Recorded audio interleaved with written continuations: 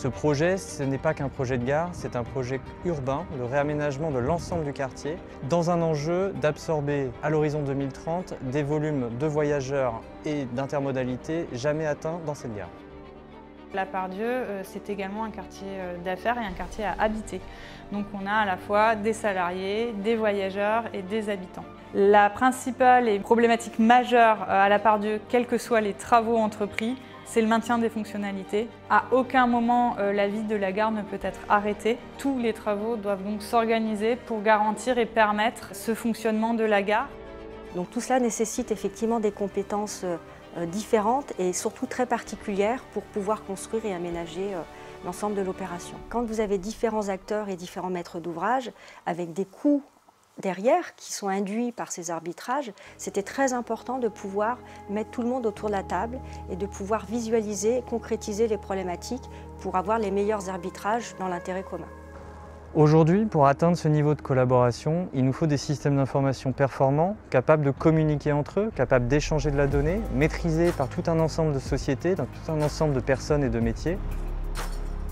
La modélisation numérique a été un outil de communication, un outil pour montrer ce que nous allions faire en organisation de projet et puis aussi sur le résultat final attendu par nos différents clients. Alors je crois que le nombre de maquettes, on ne le connaît encore pas à l'heure actuelle, mais aujourd'hui on dépasse largement les 150 maquettes pour faire l'ensemble de ces projets. Surtout de la fluidité dans les échanges. Ça permet de concrétiser les problématiques et de gérer le plus tôt possible certains conflits qui peuvent avoir lieu et qui pourraient coûter plus cher en phase d'exécution.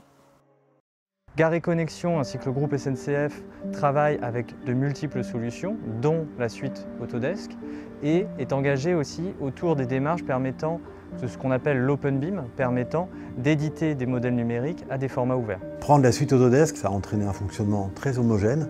Globalement, l'ensemble a très correctement fonctionné et on n'a pas rencontré de difficultés d'interopérabilité avec notre charpentier ou nos façadiers, ce qui est en général des sujets très complexes. On a utilisé aussi Revit pour faire notre phasage 4D. Donc chacune des maquettes a été retranscrite dans un planning avec des évolutions de phase d'une maquette compilée de l'ensemble des ouvrages pour arriver à faire comprendre à tous nos acteurs, aussi nos équipes, comment allaient être phasées toutes ces opérations hyper imbriquées. Les solutions Autodesk nous ont permis d'optimiser en fait l'exécution de notre mission dans le cadre de la synthèse I, notamment à travers l'utilisation de Navisworks, qui nous a permis de communiquer, d'arbitrer, de rassembler l'information, et également à travers des scripts avec Dynamo qui nous ont permis effectivement d'automatiser des tâches répétitives et ainsi d'optimiser notre mission. Donc pour nous, l'aventure de la collaboration et du BIM ne s'arrêtera pas à la réception des travaux. Nous devenons, et c'est ça la mutation que nous engageons avec le BIM, de véritables propriétaires d'un patrimoine numérique. Ça veut dire que ce patrimoine numérique, nous devons le maintenir, le développer et le mettre au service du quotidien de nos agents pour que ça soit utile à la gestion, l'exploitation et la maintenance quotidienne des gares et surtout que nous soyons capables de maintenir à jour cette copie numérique de nos gares.